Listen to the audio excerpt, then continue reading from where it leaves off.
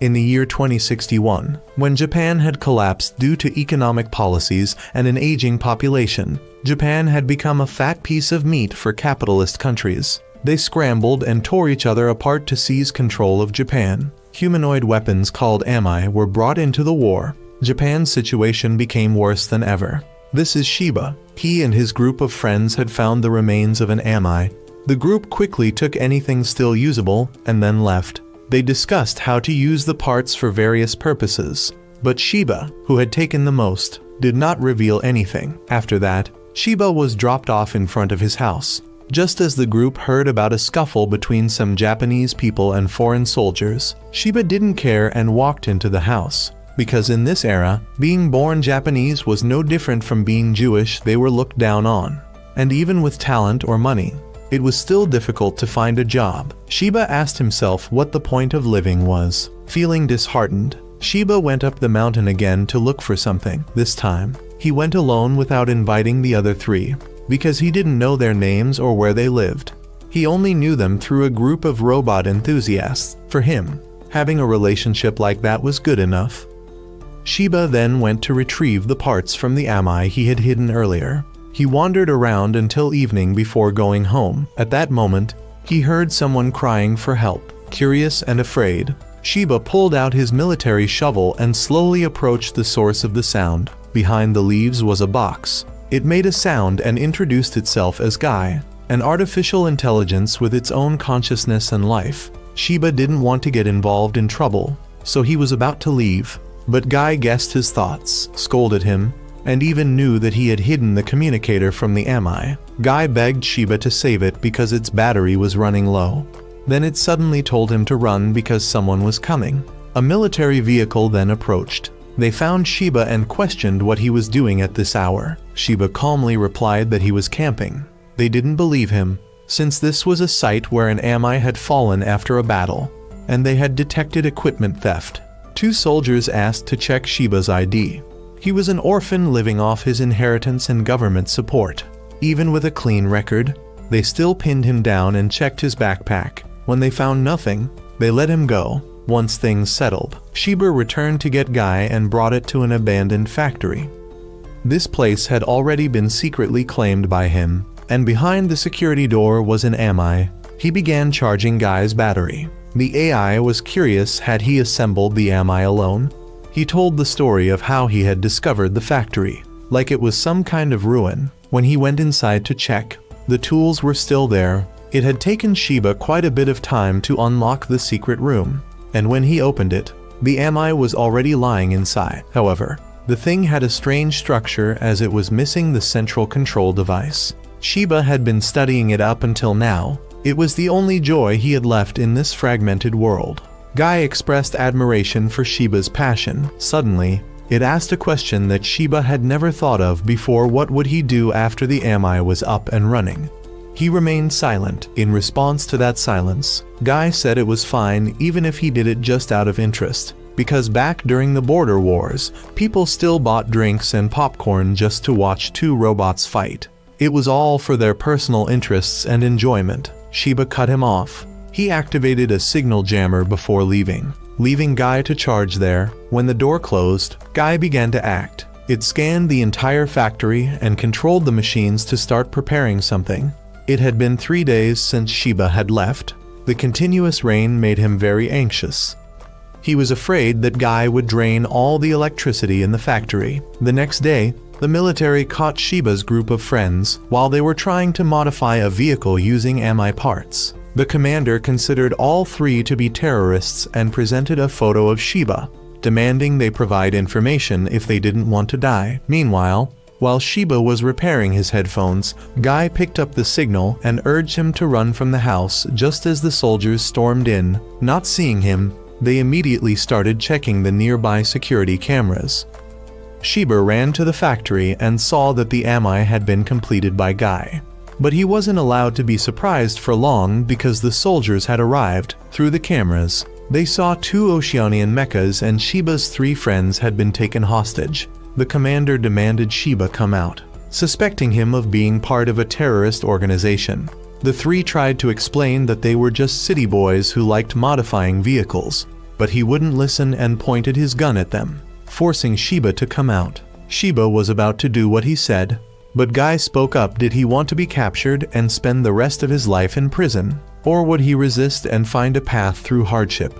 Accept being a fish trapped in a cage, or be a fish that leaps over the dragon gate and becomes a dragon? If he believed in it, then pilot this. Without hesitation, he chose to pilot the MI with Guy. When the commander didn't see any movement, he began firing. Shiba entered the MI and inserted Guy like a key. After a few seconds of analysis, the MI was identified as Kenbu. The retinal scan process began, and Shiba could now see everything outside. Guy appeared in a cuter form. After a bit of getting used to the cockpit, Shiba transformed the MI into humanoid mode. Following Guy's instructions, Kenbu charged outside. Surprising everyone, Shiba flew in and punched one MI, then grabbed it and threw it into the other one. However, the enemy still fired back, forcing him to retreat and take cover. They continued to unleash bullets, putting him in a tough spot. One enemy unit jumped from behind, forming a pincer attack on Kenbu. At this point, Guy told Shiba to use the finishing move. With blazing eyes, it demanded Shiba shout the name of the move as coolly as possible. As both enemy MIs charged in, Shiba shouted "Iron Cannon Blast" and used his weapon to pierce one unit. He quickly grabbed the one attacking from behind and smashed its arm into the other. This was the first time Shiba truly felt alive. Immediately after, a soldier took Shiba's 3 friends as hostages and demanded he surrender. Seeing this, Guy told Shiba that it had it covered. It then changed its tone and said that those 3 were just tools for Shiba, that he had used them to gather the parts to repair Kenbu, and now that it was complete, they were no longer useful. Guy even insulted the commander to his face, saying he had lost track of the real terrorists and instead arrested and punished innocent civilians. How shameful. After saying that, the 2 of them left. Following that bold provocation, the 2 now had to live in hiding like this. That night, Shiba stopped to inspect Kenbu. He checked his phone and saw he was now wanted for terrorism. But being too hungry, he didn't care. Shiba asked what they needed to do next. Guy said they had to cross the Seto Inland Sea and head to Okayama. That area was outside the control of the Oceanian military, so they would attract less attention. But even if they were still pursued, they would just live in exile. That sounded reasonable, so Shiba took a nap to regain strength. The next morning, Shiba had to camouflage Kenbu because earlier Guy had informed him that it needed to rest after processing a massive amount of information in one day. It needed sleep to avoid overloading. Once the camouflage was done, Shiba went to find something to eat because he hadn't eaten anything since yesterday. He approached a garden full of vegetables and thought to himself that since he was already being hunted like a criminal, committing a little more crime wouldn't matter. So he went to the garden and picked a tomato. Just as he was about to take a bite, the owner of the garden showed up, holding a sickle, scaring Shiba into bowing deeply and apologizing.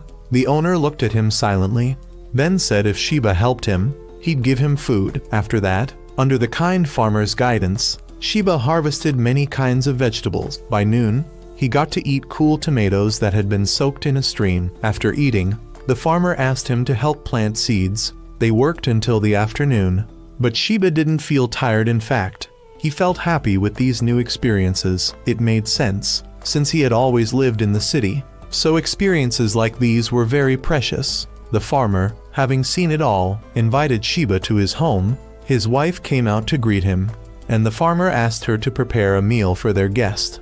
She happily agreed and told Shiba to take a bath first. After bathing, he was treated to a grand meal by the couple.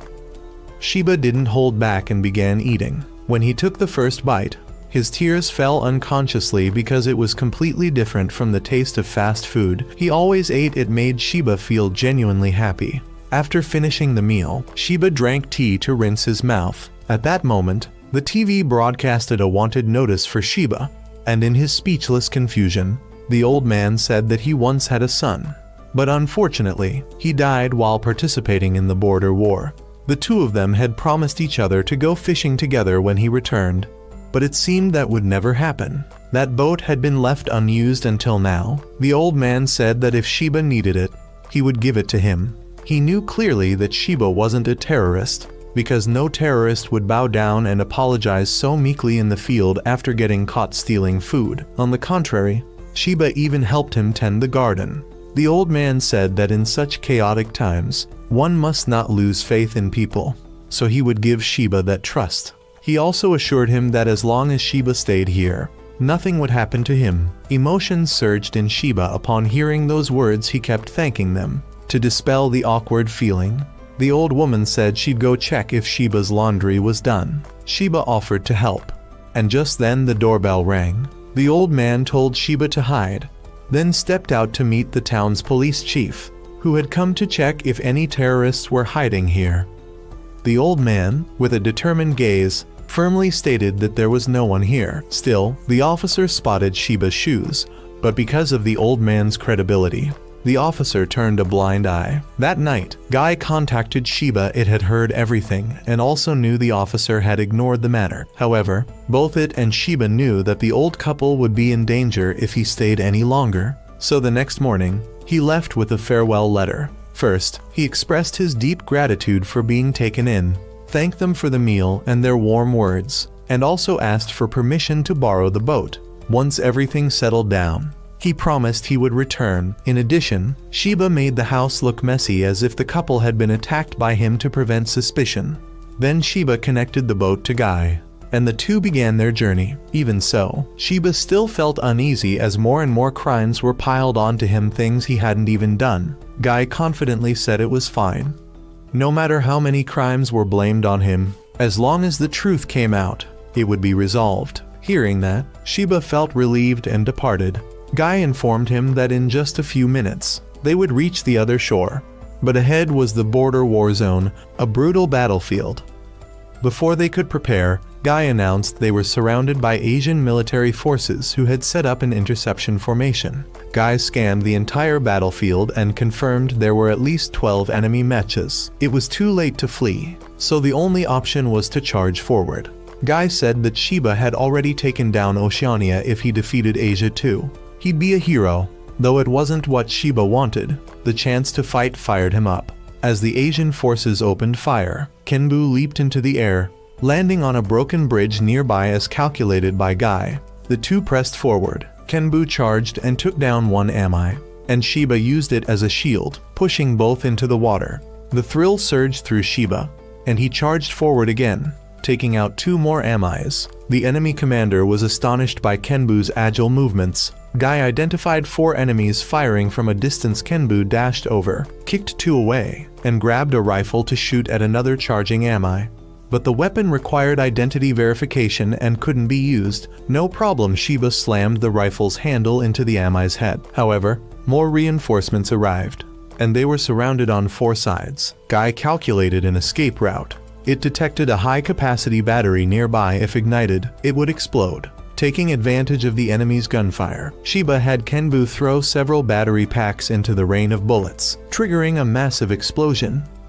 Using the fire as cover, the two of them made a break for it. However, the Asian forces continued firing, hitting Kenbu's leg and immobilizing it. They quickly surrounded and restrained Sheba, then unleashed a hail of bullets on the cockpit to destroy it and kill him. But Kenbu was too tough for the first barrage to break through. The commanding officer continued to order fire until Sheba was killed. But just as they were about to shoot again, a sniper from afar took down one of the Ami. The Asian army immediately became alert, but the distance across the mountain range had completely locked their targeting. Each bullet fired took down one Ami, and once all had fallen, the pilot from the other side contacted Sheba, providing him with a location he needed to go to and giving him a password. Then, that pilot fired 2 smoke rounds to create a chance for Kenbu to escape. These were special interference smokes, making it impossible for the Asian army to track Sheba's position. After that, Sheba met his rescuer, thanked him, and introduced himself, also introducing Guy. However, Guy showed irritation upon seeing that there was another AI similar to it here. The other pilot's AI also greeted them. The 4 then boarded a transport vehicle and departed. The other AI introduced itself as K, and the pilot was Gashin. Guy began scanning the surroundings to determine where they were going, and K explained that this road was built before the border war. It was a leftover from a highway project, privately funded and constructed in secret, so the enemy wouldn't know about it, and they could travel safely. Then it was Sheba's turn to ask who Gashin was. With a curt and reserved demeanor, Gashin explained that the Japanese were piloting AIMA and forming their own army with the aim of restoring Japan. Gashin called their organization Yatagarasu. Guy remarked that Sheba had encountered real terrorists. Sheba was then taken to Yada's camp, where he met the maintenance workers. Though they called him weak and effeminate, they still agreed to repair Kenbu. Then another person arrived, introducing herself as Risa. She led him to meet the captain of Yada's second unit, Kumai. After a brief introduction, Kumai asked Sheba a few questions that sounded like an interrogation, asking whether he had comrades or assembled Kenbu himself, and even asking if Guy was programmed by Sheba. Although a bit taken aback by these questions, Sheba calmly answered. He found Kenbu already assembled and just set it up and repaired it, not even knowing if it would work. As for Guy, he found it in the forest, and it happened to activate when he inserted it. After some discussion, Kumai declared that Kenbu was Yada's property. It had a pair of sibling units designed based on the concept from an ami named Johan, currently operated by Gashin. Kamui added that the reason Sheba couldn't activate it the first time he saw it was due to a missing part, which was supposed to be delivered to Kenbu, but the pilot and AI transporting it were attacked, resulting in Kenbu remaining dormant until Sheba came along. After all that, Guy angrily asked if Yada was planning to take Kenbu back. However, Kamui said that would be too unfair to Sheba, so the second unit captain offered him a better deal: join them. They weren't terrorists like the news claimed. They were a revolutionary army, not extreme in their actions, thus not terrorists. Moreover, since Sheba could repair and fight with Kenbu, they saw him as a good fit. Sheba hesitated, knowing that joining them would mean he'd have to kill people. Gashin got angry, saying Kenbu wasn't a toy, it was a weapon of war. He then showed Sheba a video of many Japanese civilians being massacred, and pointed out that Sheba held in his hands the power to save them, yet still hesitated like a coward. Seeing Sheba's unconvincing face made Gashin storm out in anger. Kamui asked Sheba to forgive him, explaining that Gashin's father had once had the determination to restore Japan, but he died before fulfilling that goal. Gashin's rough attitude came from his desire to realize his father's will as soon as possible. Returning to Sheba's decision, Kamui said it was fine. Even if he refused, they could help him regain his citizenship, return to a normal life, live under a different name and identity, in exchange for returning Kenbu. After hearing all the terms, Sheba went silent, then said he would think it over. He went outside and sat alone. At that moment, Risa came to talk with him. Sheba asked why she had joined the Revolutionary Army. She told him that she once had a family, but they all died in a traffic accident, and the vehicle responsible was a military transport from the Asian army.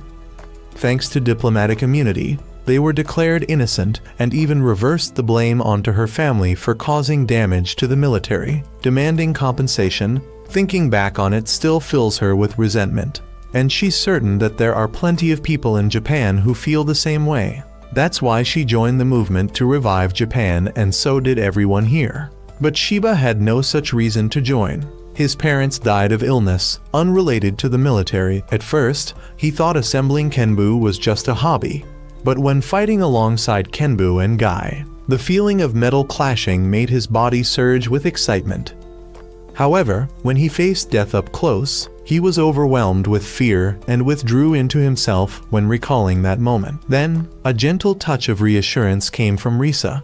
She honestly admitted that she had been sent to persuade him to join Yada. But she reflected that if her own little brother were in the same position, she wouldn't be able to encourage him. Either she would have told him to run far away and live a peaceful life. She wanted Sheba to value himself more. How can a person be happy if there's no one by their side? Remembering everything he had been through and the elderly couple, he finally made his decision. That night, Kumai reported that headquarters had informed them the Asian military had increased security after they rescued Kenbu, so they would temporarily halt the plan to cut off enemy supply lines and return to headquarters. As for Sheba, Risa wasn't sure if he would join, while Gashi remained annoyed at his weakness. The next day, Gashi woke him up for training. He showed Shiba the list of drills they had to complete that day and didn't give him a chance to refuse. He just started the session, forcing Shiba to follow along. Meanwhile, Guy was being shown the accessories that would be equipped on Kenbu by Risa. That afternoon, Shiba was exhausted from training, and Gashi told him that this was only the beginning before leaving. At night, Shiba lay in bed listening to Guy rambling endlessly about how majestic Kenbu was. But he was too tired and fell asleep. The next morning, he was dragged off for training again by Gashi. That night, he was too worn out to eat, but everyone around him had seen his efforts and cheered him on. Someone even made him a special drink, and after drinking it, he fell asleep. The next day, he was again called out to train. Meanwhile, Guy watched Kenbu being gradually completed, and Shiba himself was steadily improving. That day, Gashi gave him an early break. As Shiba returned to change clothes, Risa called him to see Kenbu. It had been fitted with new armor, as well as a sword and cannon mounted on its back. Shiba was amazed by the craftsmanship of the specialists. After discussing a few things with Risa, the two went to a nearby stream to bathe. Risa casually undressed in front of him, and seeing his embarrassment, she grabbed his hand and jumped into the water with him. The cold stream washed away his worries. After that, they talked. Risa told him that the day after tomorrow, they would leave this place and head to Hiroshima, and asked if he had made up his mind. Shiba said he was still afraid of fighting, but after spending time with everyone, he realized they weren't bad people, so he would go with them. He wanted to learn and fight alongside Kenbu. Risa was overjoyed and patted his head. That night, he told Guy about his decision. Guy said he would always support Shiba because Shiba had saved him. Risa reported Shiba's choice to Kamui. The next day, Guy and Shiba tested the new Kenbu. Thanks to the upgrades and maintenance, it moved faster and more agile than before. With one slash, it sliced cleanly through a large boulder. After the trial run, Shiba got down from Kenbu and met Gashi. He expressed his amazement at the upgrades, and then Gashi took over piloting it. Gashi needed to familiarize himself with Kenbu in case Shiba died, and Shiba should do the same. Then the two had a practice match using each other's ami, and Gashi's unit, named Johan, was guided by the AIK. Their friendly match was evenly matched. Even though Guy talked too much and annoyed Gashi, he calmly dodged every blast from Shiba. Kei calmly advised Shiba to switch weapons more flexibly when his opponent had figured out how to counter him. But Shiba was worried that if he fought too seriously, Kenbu would get scratched. While he was distracted, Gashi quickly closed in, and Kei instantly told Shiba to switch to a shield to defend himself. Right after that, he pulled out a short dagger and struck away Kenbu's weapon, then pointed his gun at it. But Gashi managed to grab another weapon and slashed Johan's shoulder. The result of the battle was a draw, and Gashi also acknowledged Shiba as a pilot. At that exact moment, the camp was attacked again. They were being approached by a black ami. It targeted the transport vehicles carrying AMA parts and began smashing them. Once finished, it turned its attention to the rebel forces. Just as its massive arm was about to strike down, Kenbu blocked it, and the two began fighting. Guy took note of the AMA's arm, which was emitting heat. There was no data available on this thing, so they had to be extremely cautious. At the right moment, Sister Risa arrived to assist. She had only managed to fire a few shots before the ami instantly teleported in front of her and killed her with a single blow. Her sudden death left Shiba in shock and unable to react. Guy called for him to return immediately to avoid another strike from the black ami. Kamui contacted them, asking both of them to buy time so he could evacuate everyone. Meanwhile, Gashi, upon realizing that this was the ami that had killed his father, launched an attack despite Kei's attempts to stop him. At the same time, his memories surged back on that day. Gashi had asked his father to let him pilot Johan instead of the training mech. His father had agreed since there was no sign of danger. But shortly after he left, an emergency alert came in saying that a black ami had attacked his father's team. When Gashi ran to find him, he saw that the ami had already killed his father. Gashi, filled with rage, swore to avenge his father. Kei told him to calm down because his vitals were unstable and that he wouldn't be able to control Johan properly. The black ami swung its weapon at Gashi, and Kenbu quickly rushed in to save him. However, Gashin was still in an unstable emotional state and told Shiba to get lost. At this moment, Kamui contacted him and urged him to cooperate to defeat the Amai if both of them lost. Everyone here would die. Kei also tried to calm him down to stabilize his vitals. The problem was that both eyes, Guy and Kei, had no data at all on this Amai to formulate a combat strategy. The only information they had was that this Amai attacked every location it passed. Both the Asian and North American armies had taken heavy damage from it. They called it Ghost. Ghost launched the first attack with a powerful lightning-fast strike that pushed Kenbu back, followed by a combo of continuous blows against Shiba. Gashi provided cover fire. Ghost jumped backward and used a weapon from the rebel army to attack.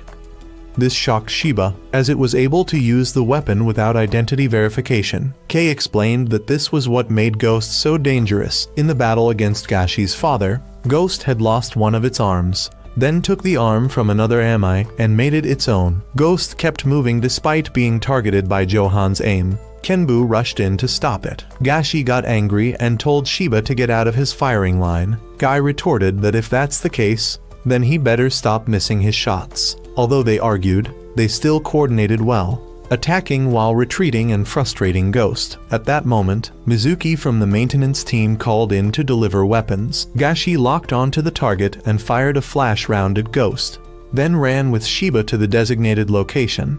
Ghost detected them and immediately gave chase. When both retrieved their weapons, Ghost also arrived, all three readied for combat. Ghost launched the first attack, but Kenbu's heated blade blocked it. Johan provided cover fire. Ghost blocked the shots and accelerated toward Johan. Kenbu ran in to help, but was met with Ghost throwing Johan at him. However, Guy had anticipated this and leapt high into the air. Kenbu switched to a firearm and fired downward.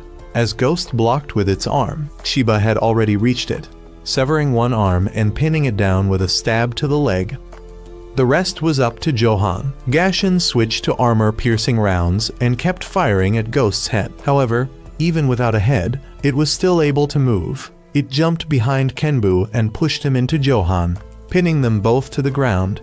Then Ghost activated its internal reactor to self-destruct with both of them. The temperature kept rising, and Ghost turned from black to red.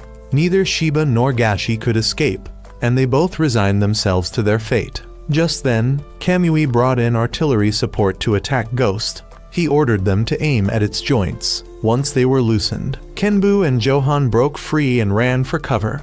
Both waited for Ghost to explode, but it just kept heating up with no sign of an actual detonation.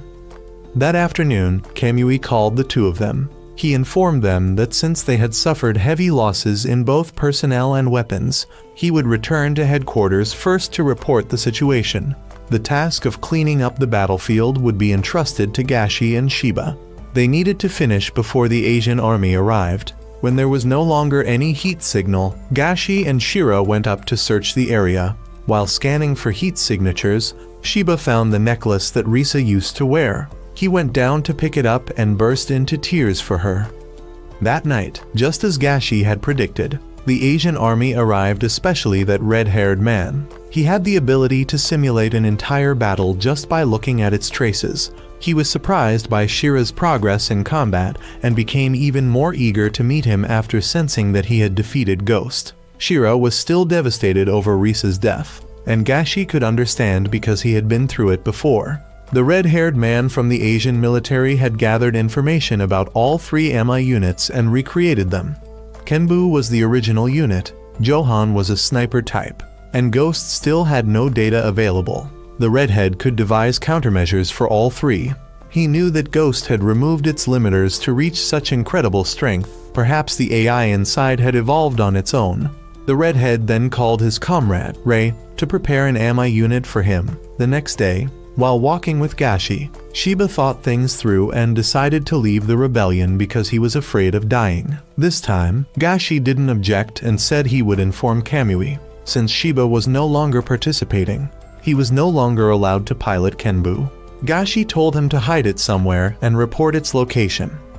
Before they parted ways, Shira told Gashi to take care. Gashi replied that he would decide his own fate.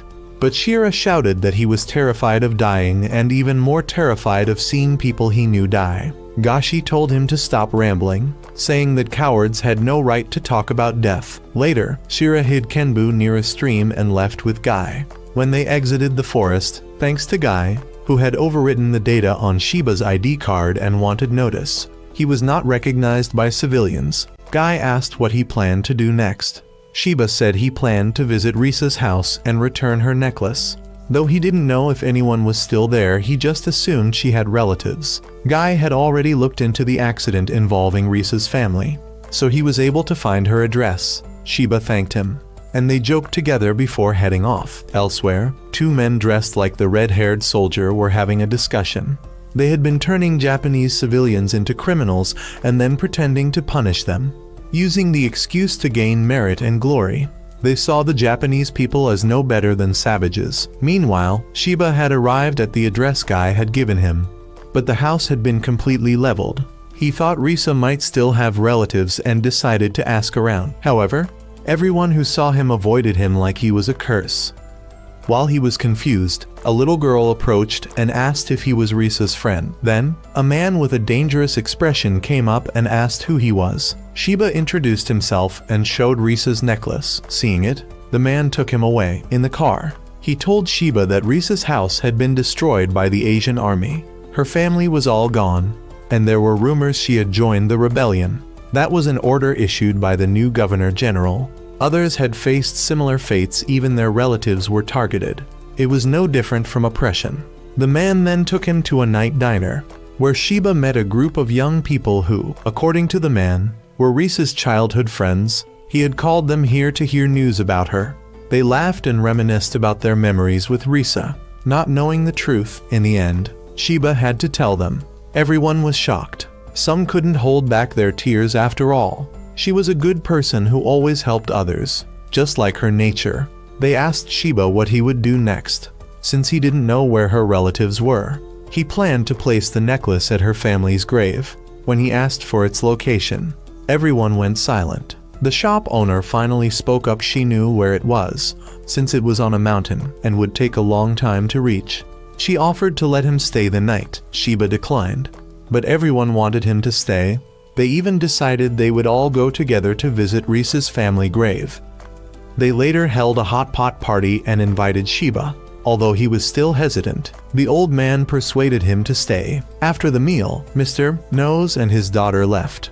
While they were talking and crossing the street at a green light, suddenly, the car of the governor stopped right in front of them. He rolled down the window and blamed the old man, saying that his clothes got dirty because of him. Meanwhile, elsewhere, the redhead had received a new Ami model.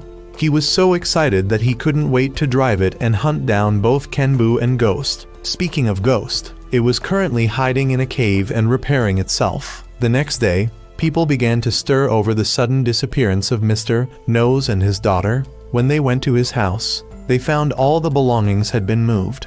Everything was strangely suspicious. One member of the group spoke up, saying he had heard that if someone was targeted by the new governor, they would disappear overnight. Those people all shared one trait. They had anti-government beliefs. Rumor had it they were being sent to the mainland, and it was no different from human trafficking. Guy and Shiba heard the entire story, and Guy confirmed that what this babbling guy said was true.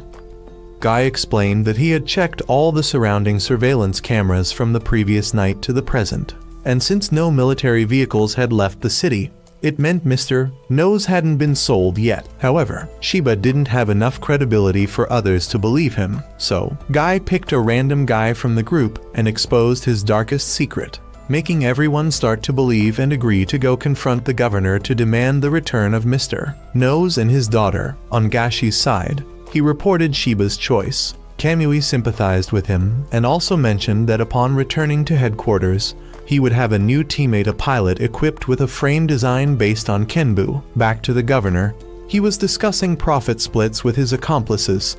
They planned to sell Mr. Nose into forced labor and his daughter to some perverts. At that moment, a report came in that Japanese citizens were gathering at the gate. Meanwhile, Shiba chose to stay at the restaurant. News then arrived that the protesters had all been arrested. They were charged with anti-government crimes and taken away.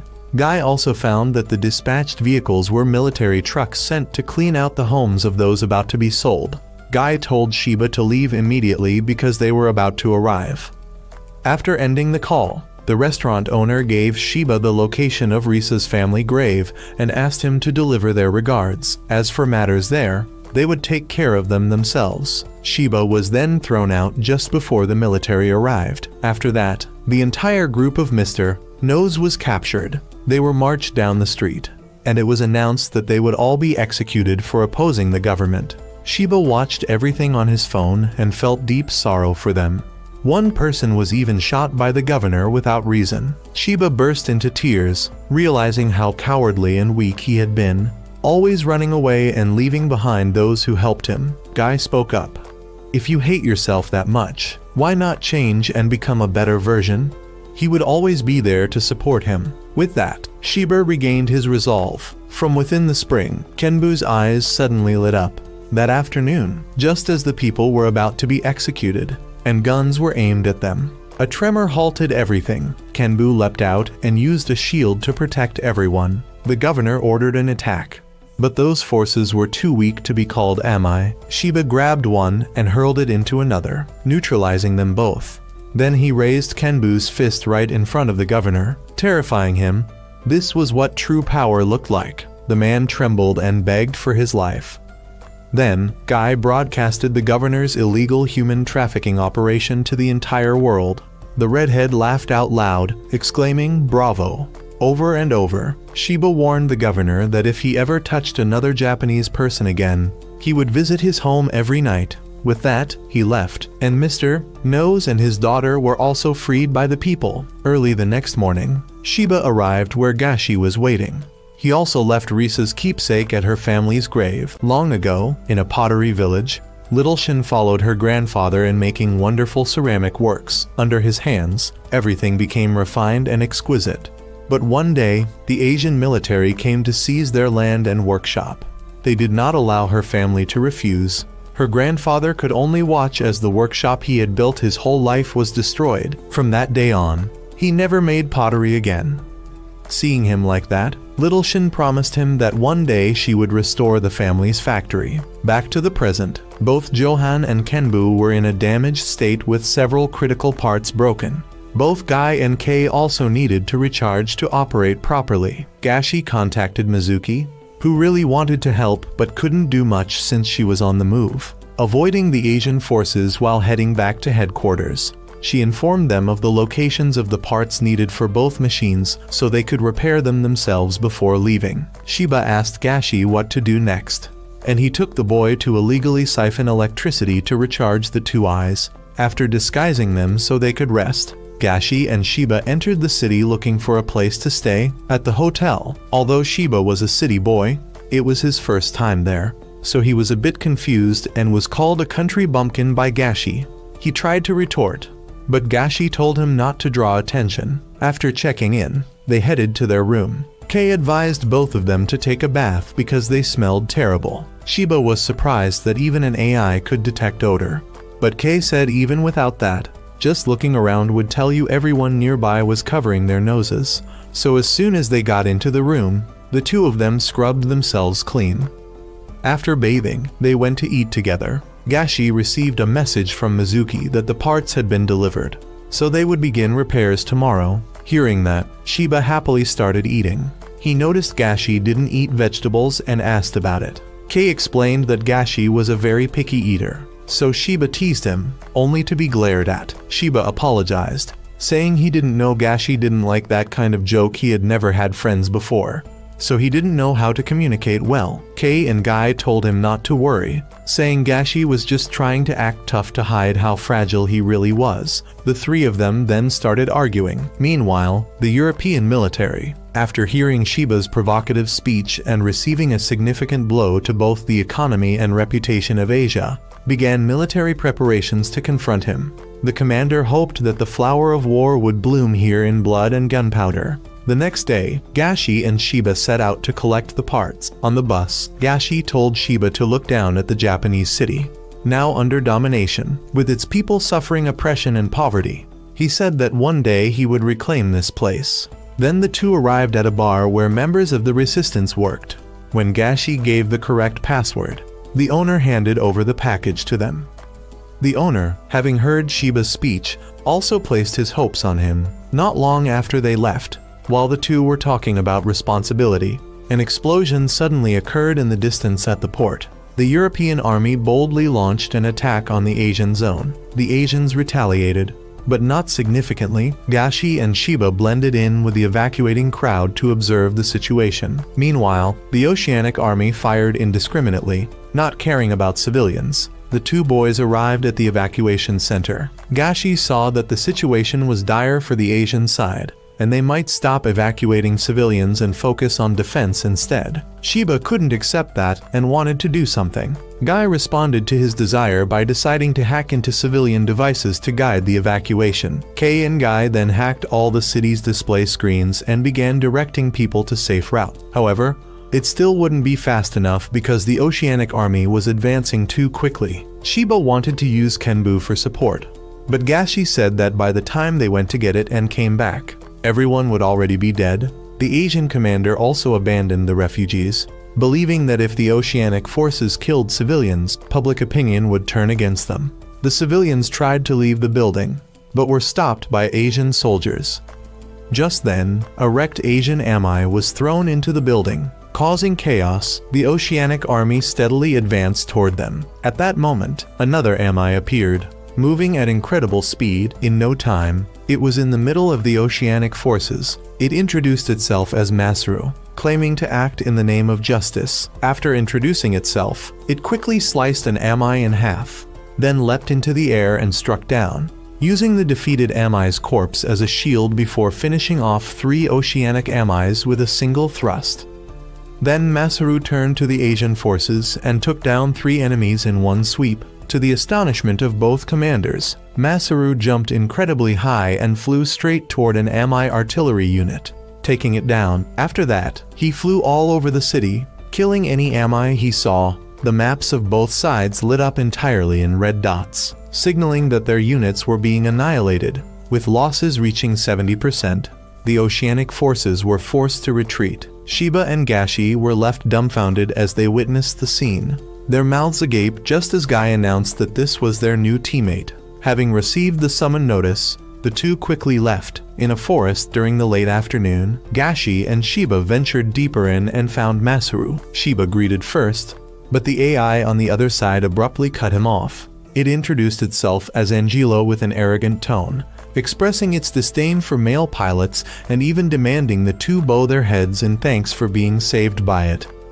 After berating Gashi and Shiba for a while, it finally revealed that the princess and her pilot would be their new teammates, and that pilot was Shin. She descended from the sub-commander unit without a word, then suddenly broke down crying. Afterwards, all 3 were transported to a nearby Yada base. Shin was the first to apologize for greeting them with tears. She introduced herself and chatted with Shiba, while Gashi remained cold and gruff, saying little. According to Shinne, that morning's battle was her first real combat experience. Initially, she was just a maintenance worker for Yada, until Angelo suddenly appeared and told her to become a pilot, and she agreed right away. Angelo was very confident in its ability to judge people, though Guy and Kei teased that Angelo was just into girls. The 3 of them then started joking and goofing around, giving Gashi a major headache. Meanwhile, the red-haired man named Hardy and his friend arrived to meet their commander. The commander had summoned them because they had located the position of Ghost.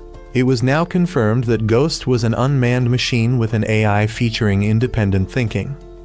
The one behind it remained a mystery. Ghost had already taken down forces from North America, Asia, Eurasia, and Oceania. High-ranking officials were desperate to possess Ghost to gain an advantage in the war. Hardy's superior ordered them to find it and, if possible, destroy Ghost to prevent it from falling into another nation's hands. With the work matter settled, the superior moved on to a personal topic. He turned out to be Hardy's adoptive father. He asked his son to come home during the holidays since his mother missed him very much. Hardy agreed and left. However, while in the car, his friend knew well that Hardy would likely bury himself in work during the holidays. Hardy just had too many things he needed to accomplish. Afterward, Hardy dropped by his favorite bakery. The shop owner even gave him extra. Knowing that the North American alliance was trying to restore Japan, despite the efforts, the reality was that command still belonged to the North American military. Even if Japan regained autonomy, its leadership would still be under North America. Eventually, the entire country might become a colony. Hardy didn't want the people to rely on other nations. They had to rise up and reclaim what belonged to them. After eating the pastries, the two continued on their way. Hardy opened up not that he didn't want to go home, but because he was adopted, and so were the other kids in the household. He couldn't fit in with them. He could hardly find anything that excited him until his father brought him into the military environment. The first time he saw an ami, he knew the military was his path. By the time he finished his story, the two had arrived at their mission area. Back to Shiba's group, they had arrived at a luxury hotel to rest. Only now did Shiba raise the question of why their three amis were so different from the ones in the military. Angelo explained that there was a company called Brenzon, which supported resistance groups from Japan. Officially, its headquarters were in Europe. But it was just a shell company. No one knew if the company had any sinister goals, but so far, everything was fine. As for eyes like them, they were configured by an external agency called ILS, short for Intelligence Learning System. An autonomous learning system. Guy seemed to be a special case.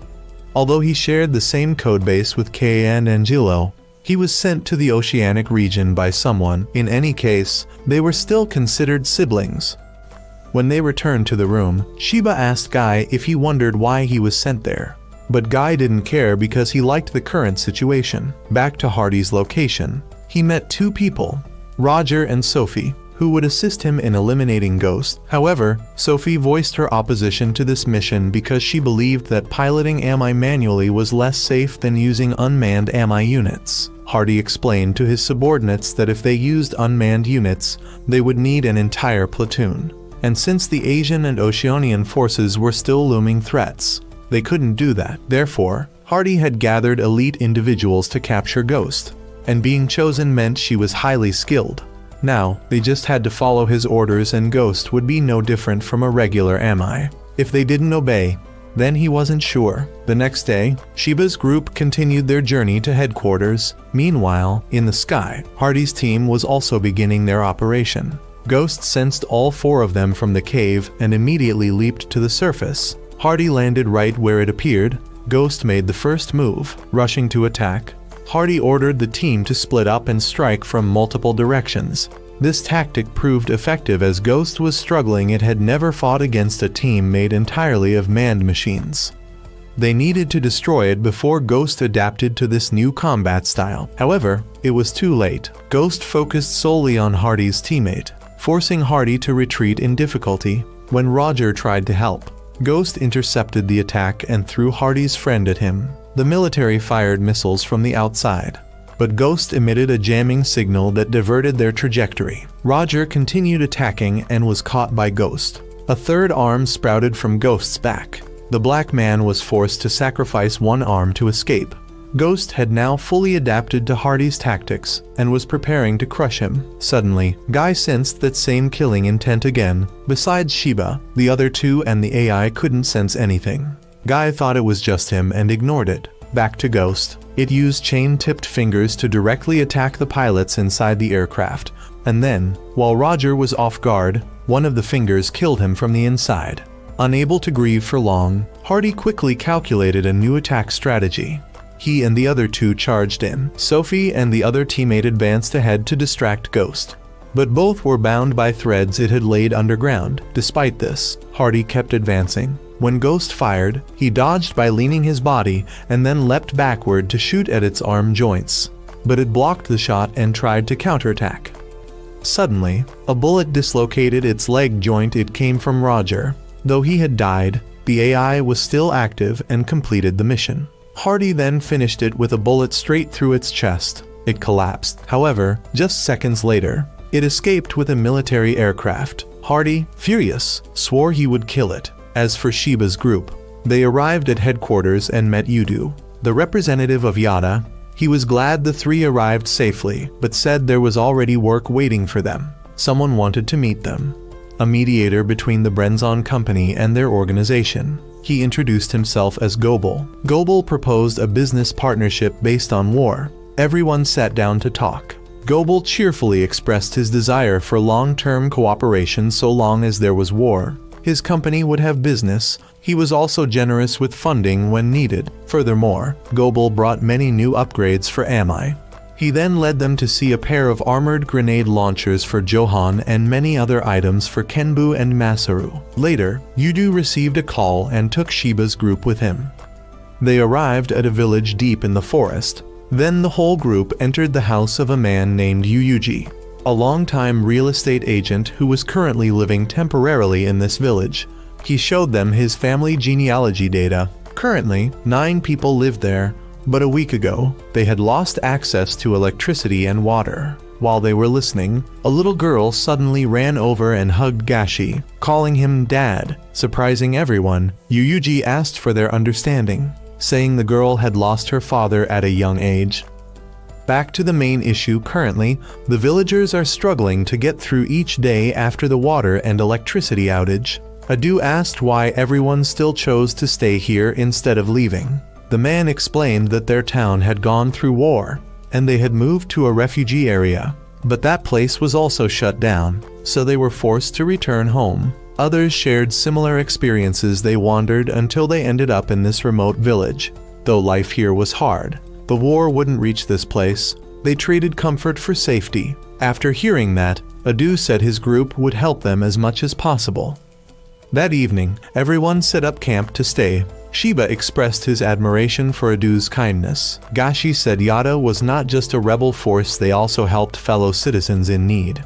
What was truly needed to rebuild the country was to earn the people's trust. The next day, it started raining. Everyone gathered to discuss how to resolve the village's problems. To ensure the villagers' living conditions, they needed to fix the water, electricity, and food issues. Kamui suggested drilling a well, building a water wheel to generate electricity, and cultivating farmland. Everyone started working. Shiba and a few others went to loot machinery from old cars. Meanwhile, Adu asked Gobel to sponsor a few items. Gobel agreed, since it still made money. Everyone worked busily. Some built houses, some dug the well, and some worked the farmland. By the afternoon, they all sat down to eat together. Watching the children smile gave Shiba peace of mind. The next day, everyone resumed their work. While stacking wood, Shiba was called by Shin to go somewhere. The two went to a tent up in the mountains, where there was a kiln. She wanted to repair it. If successful, they could make bread, pizza, and even pottery.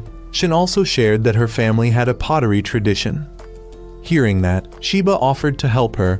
The two began restoring the kiln. While working, 2 children came by. Curious, so Shin invited them to join. Day by day, as everyone progressed with their own work, Shiba's group also finished restoring the kiln. They tested it. With Shin's guidance, Shiba and the 2 kids made many items like cups and plates. They only needed to fire and glaze them, and they'd be ready to use. Meanwhile, Gashi's side had received the necessary equipment, and all that was left was for the well to bring up water. The water wheel also started spinning to generate electricity. However, Guy said this alone wouldn't be enough for everyone's needs. Gashi's team also faced a problem. They hit a hard rock layer. Kay scanned the area and estimated the rock was 2 meters thick, which would be difficult to break through. But if they could manage, Angelo said water would come out about 100 liters a day, enough for the villagers. Mizuka proposed a method to handle it. Over the next few days, everyone kept working. The water wheel was upgraded to generate more electricity. But Guy still only rated the power supply as barely enough. Then Kay called the 2 over to the well. Mizuka had designed a device that combined a laser with a piercing rod. First, they would use the laser to melt through the rock, then shoot the rod to break it. Since the idea was Guy's, she forced Shiba to do it, saying if he didn't, she'd be mad. With no other choice, he stepped up. Under guidance from the 3 eyes, Shiba aimed the lasers into position. Now all that was left was to pull the lever. But Guy said he had to shout the skill name first. Humoring her, Shiba yelled, "Ultra Drill Breaker," and pulled the lever. Soon after, water from the underground spring started gushing out. They used the water pressure to accelerate the water wheel's spin, producing a stable supply of electricity. The lights came on. Things were gradually improving. The villagers bowed their heads in gratitude. After the trip, Shiba, Gashi, and Shin were sent on another mission to buy supplies for the Yada members. They had to do it secretly. Looking at the long list, Shiba had no idea when they'd finished. Just then, an acquaintance recognized Gashi. It was Yuyu. The whole group sat down to talk at the park. Shiba didn't expect Gashi to have a brother. This was also the first time he had seen him smile like that. Kei told the two of them more about Yuyu. Yuyu used to work at the Yada headquarters together with Kei's parents, but after both of them died fighting against the Asian army, Gashi's father adopted Yuyu, and Gashi cherished him like a real older brother. When Yuyu suddenly left the organization, it deeply saddened Gashi for a long time. After some heartfelt conversation, it was time for Yuyu to leave. The two exchanged contact information, and then Yuyu left first. When Gashi returned to the headquarters, he took out a photo of himself with his father and Yuyu. Some old memories resurfaced. There was a time when the two of them accidentally got lost in the mountains. Gashi was very scared, but Yuyu reassured him. Even though they weren't blood-related, Yuyu always protected Gashi. Those were memories Gashi could never forget. The next day, Shiba's team tested new equipment. While checking that everything was in order, Gashi received a message from Yuyu. He was overjoyed, that is, until Yuyu invited both Shiba and Shin as well. Yuyu brought all three of them to the Japanese city he had established. Everyone living there was Japanese. There wasn't a single person from the Asian Cooperative's territory.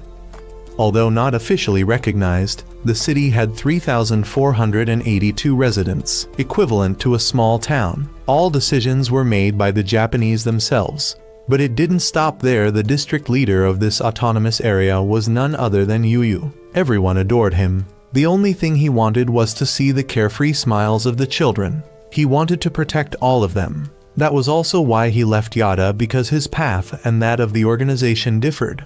Managing this autonomous zone was extremely difficult, as he had to negotiate with the Asian army every day instead of fighting like Yada. He hoped that the city would expand even more in the future. Then, it was time, so Yuyu left the three of them to freely explore. They hadn't walked far before locals started giving them many gifts because they were Yuyu's acquaintances. Shiba and Shin went up a hill to enjoy the view of the city while Gashi went to meet his brother after the meeting.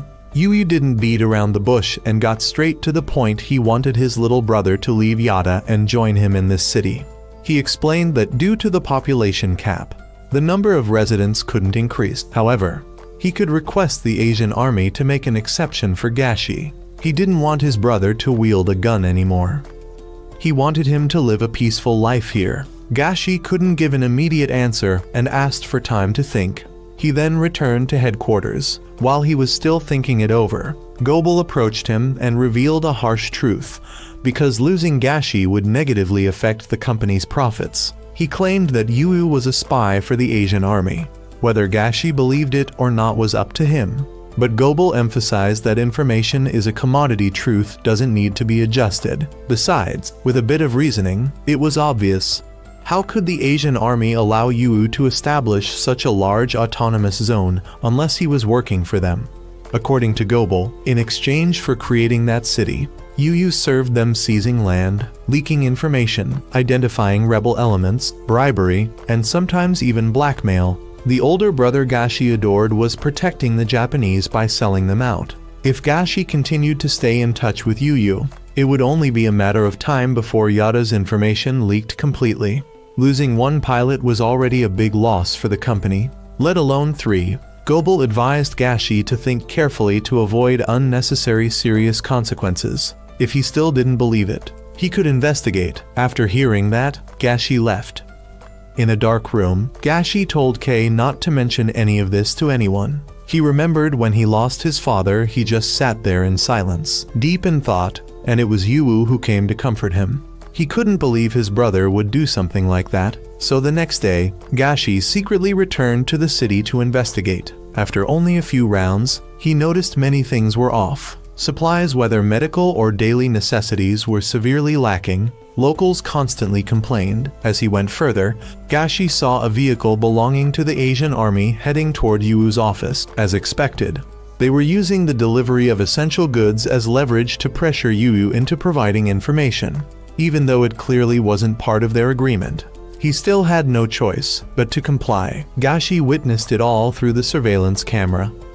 After the Asian forces withdrew, Yu thought for a moment and then called Gashi. The two of them met outside the autonomous zone and headed to headquarters. There, Yu met Kamui and Adu.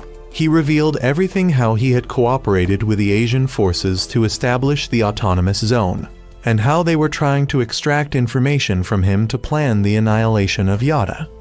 He suspected that Asia might use the autonomous zone as a base, so he advised them to withdraw their troops from the area. After revealing everything, Yui returned before the Asians could grow suspicious. He declined Adu's invitation to stay, but unexpectedly, Yuu's car wouldn't start.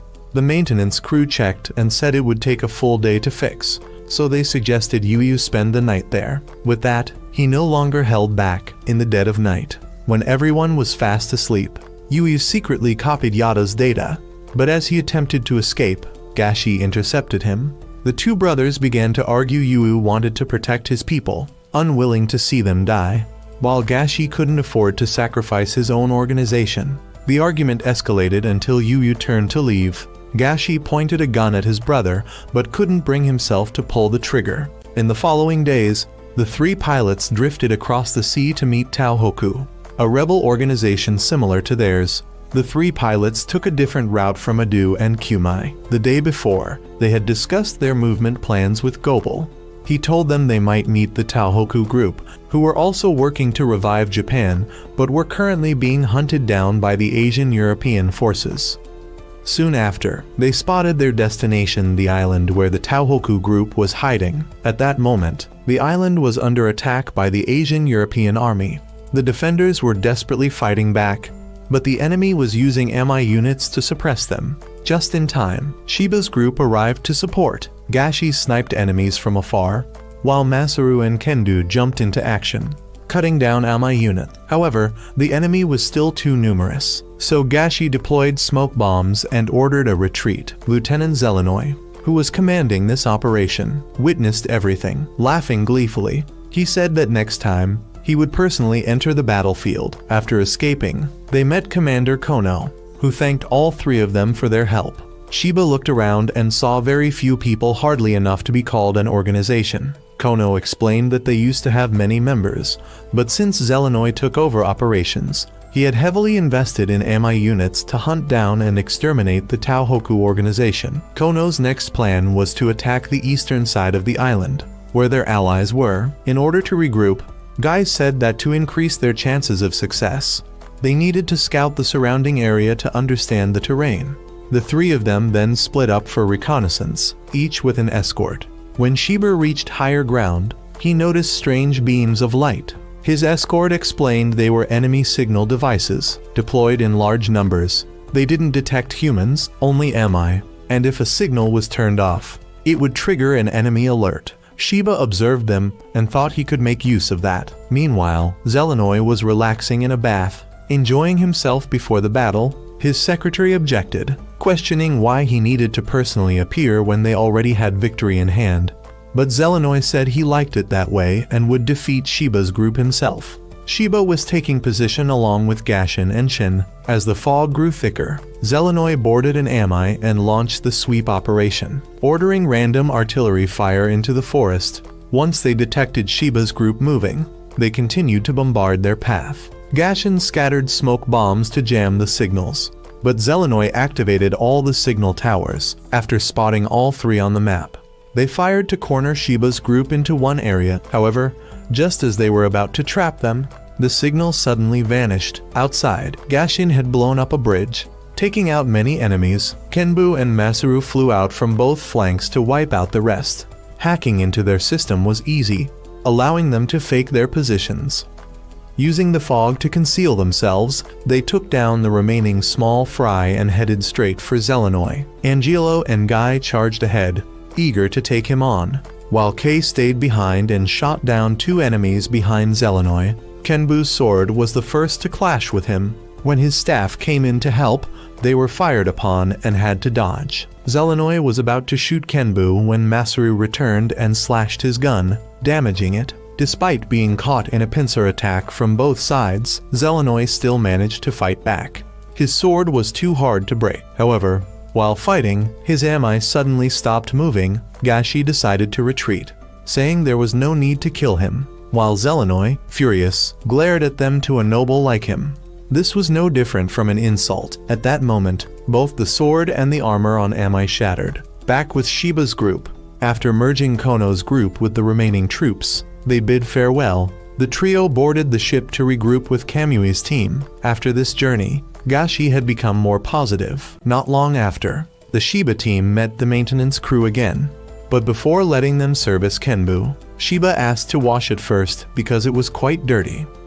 Over at Hardy's place, Gobel somehow managed to contact him and proposed a deal. He hid his identity and only said he was a merchant selling information the location of Ghost. To prove his credibility, Gobel revealed all the information about Hardy, Sophia, and Hardy's friend Ray. Hardy asked what price he wanted, but Gobel said he didn't want money. This was his investment in their future relationship. After that, Gobel left and sent the intel to Hardy, who immediately gave it to the intelligence agency for analysis. Meanwhile, Adu had received a report from the maintenance department about the condition of the 3 pilots. After hearing it, he gave them time off to rest. After ending the call, Adu was told that a guest had arrived. As for the pilot group, while washing Ami, they chatted about the future and what they would do after Japan's restoration. Shin wanted to rebuild the pottery workshop at home. Gashi still had to avenge his father, and upon hearing that, Shiba promised to help him defeat Ghost.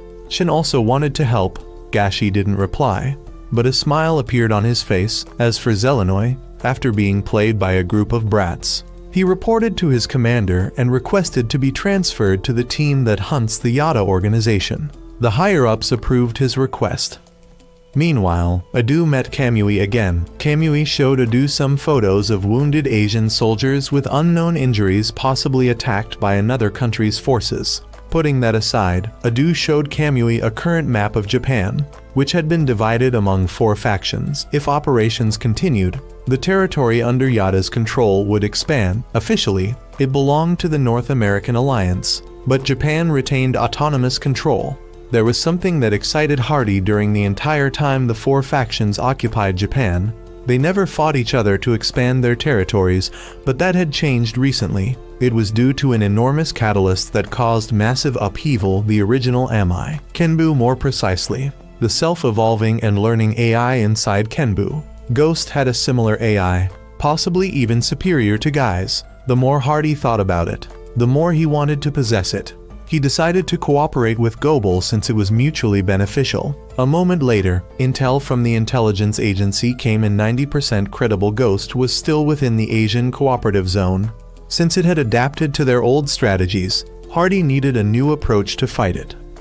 He asked Sophie from intelligence if they had tracked Shiba's group, but she said they had lost their trail long ago, and based on speculation, there were many possible directions they could have gone. After thinking for a while, Hardy invited Ray and Sophia out to get some fresh air. Meanwhile, after Shiba and Mizuru had finished maintaining Kenbu, Shiba, Shin, and Gashi disguised themselves to go shopping. Upon arriving at the market, the group split up to shop.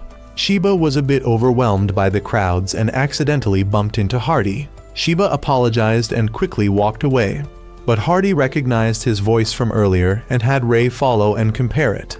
After finishing their shopping in the afternoon, Mizuru showed up and invited the group to relax in the hot springs. At the bathhouse, they separated into male and female sections. Unexpectedly, Shiba ran into Hardy again. Without beating around the bush, Hardy revealed he was with the North American forces and explained his mission to capture Ghost, which he had failed. He then disclosed Ghost's current location, which struck a nerve with Gashi. Without letting them ask questions, Hardy left with Ray. On the women's side, Sophie also informed them of the same thing. That night, Ghost attacked the Asian army base again. causing heavy damage. The next day, Shiba's team informed Adu of Ghost's location and about Hardy. Gashi, filled with the desire to avenge his father, wanted to go immediately, and Shiba was also willing to help, needing to avenge Risa. However, Adu asked both of them to be patient until the information was verified. From that moment on, Gashi threw himself into training. After 2 days, the information was confirmed Ghost was in Okinoshima, where it had captured the Asian army's strongholds. The army had retreated to the mainland to establish defenses in case Ghost launched a land assault. Currently, Ghost was asleep for repairs, and Kei revealed that there were still Japanese civilians on Okinoshima, abandoned by the Asian army. Now, defeating Ghost was directly tied to protecting the Japanese people and homeland. Adu then assigned the mission of saving the civilians and defeating Ghost to the 3 of them. The plan involved 2 teams. Team A would evacuate the civilians, while Team B, consisting of 3 pilots, would carry out a surprise attack on the place where Ghost was believed to be sleeping. After finalizing the plan, everyone split up to carry out their duties. In the following days, Team A worked to mobilize the island's civilians for evacuation, while Team B trained intensively for combat. Before long, the day of the operation arrived. That night, many boats sailed to Okinoshima. Team A landed and began evacuating civilians onto the boats, while Team B advanced toward Ghost's location. Meanwhile, Hardy sat back to reap the benefits. Ghost had already awakened and began hunting down remnants of the Asian army, destroying 2 Amai and targeting the commander who had once fought Shiba. Just then, the trio arrived and launched an attack. Drawing it away, as expected, Ghost targeted Shin, knowing she was not yet used to its fighting style, and kept closing in on her. Kenbu rushed in to help, and Gashi ordered them to switch to strategy B. The 3 of them lured Ghost to an open area. Masaru flew overhead to support. Kenbu fought Ghost, but it had evolved to have 4 attacking arms, catching Shiba off guard and putting him at a disadvantage. Johan provided covering fire, drawing its attention toward both of them. Then, Masaru fired an electric net to trap it. Johan attempted a finishing shot, but Ghost countered with wires from its feet, broke the net, grabbed Johan's head, and tried to crush it. Kenbu knocked its arm away, and Masaru fired another net to restrain it. The 3 of them retreated to reassess. Ghost's power had evolved at an insane pace, its rapid development shocking them. Talking about evolution gave Shiba an idea. Ghost caught up from behind, and Shiba told Gashi to execute strategy A. Kenbu lured it up the mountain. Guy located the ammunition storage and pulled it inside. As Masaru was already waiting at the front, Shin fired 2 layers of netting to pin it down inside the storage, and Guy sealed the door. From afar, Gashi took aim. The bullet hit the ammo cache, triggering a chain explosion that blew up the entire area. But before they could celebrate, Ghost stood motionless in the middle of the flames. Still, they didn't give up and charged again. However, Kenbu was punched away, as Masaru was tossed aside like a toy. Gashi called the 2 to fight together as they had trained. Hardy continued observing from afar. Whoever won, he would benefit. If Shiba won, the Ghost problem was solved. If Ghost won, he could collect Guy for research. Meanwhile, Team A successfully evacuated the civilians and even captured remnants of the Asian army. Back to the battle, the trio coordinated well, but even though it took damage, Ghost remained overwhelmingly strong. It flew in and destroyed Johan's rifle to stop his sniping. Guy suspected this was no longer just an autonomous AI, but piloted by someone. Despite their 3-on-1 fight, their winning odds were dropping fast. Just then, Kono called and ordered them to retreat, saying they had already accomplished half the mission. But Shiba refused, knowing Ghost would never let them go. He promised to return alive and asked his uncle not to worry. Hearing that, Kono agreed to send additional supplies. The trio resumed their assault. Ghost punched Kenbu away and slammed Masaru into the ground, then broke Masaru's arm and took Johan's leg. Shin barely managed to pull Gashi away, and the 2 successfully went into hiding. Kenbu was observing Ghost from a distance.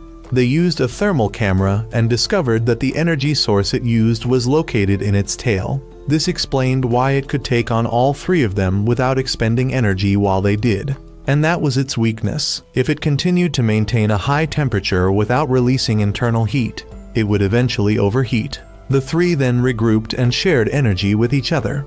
Johan and Masaru transferred all of their energy to Kenbu so Shiba could take down Ghost. After that, Kenbu continued to fight Ghost. While the lieutenant and Johan got into attack positions, Shiba continued luring Ghost into the Asian military's Ami warehouse for an attack. It charged into the warehouse and then controlled the Amis to fire at Shiba. But Kenbu had already jumped out and detonated the warehouse. Of course, Ghost still stood tall. At this point, there was a notification that the two had reached their position. However, Kenbu was gradually losing ground. At this point, Guy had no choice but to break the limiter. This was the only way to defeat Ghost. Without hesitation, he agreed. Sure enough, after breaking the limiter, Kenbu became faster, and in an instant sliced off one of Ghost's arms. The two were now evenly matched. Kenbu lured Ghost into a burning area. Shiba and Guy coordinated to punch Ghost, giving it almost no chance to counter. When he destroyed another one of its arms, that was when the lieutenant jumped down and decapitated Ghost. And Johan destroyed its energy tail from a distance. Ghost collapsed, and Kenbu flew in to deliver the finishing blow, but the sword broke, and Kenbu's entire system overloaded. At the same time, Ghost had also overheated and was emitting heat. In just a few minutes, it would explode from excessive heat. However, Ghost dashed into the ocean to cool down. Preventing the explosion, Kenbu stood in its way, determined to die with it if necessary, unwilling to let something like what happened to Risa occur again. And to avenge Gashi's father, Shiba decided to sacrifice himself. He would die to protect everyone he loved. In those final moments, Shiba and Guy had one last conversation. No matter what, the two of them would go together to the ends of the earth. After saying that, Guy lost connection. Shiba thanked him for showing him that the world still held many beautiful things. Then both of them exploded along with Ghost. Tima had successfully evacuated the civilians. The atmosphere turned gloomy upon receiving a report that a pilot had lost signal. Adu was notified. When they went to check, there was nothing left, but they couldn't grieve for long, as there were still missions to complete. Shin and Gashi said goodbye to Shiba and moved on. Meanwhile, Hardy recovered a few fragments of Ghost. Even more shocking was that its AI remained intact. Part 1 of the anime ends here. Farewell.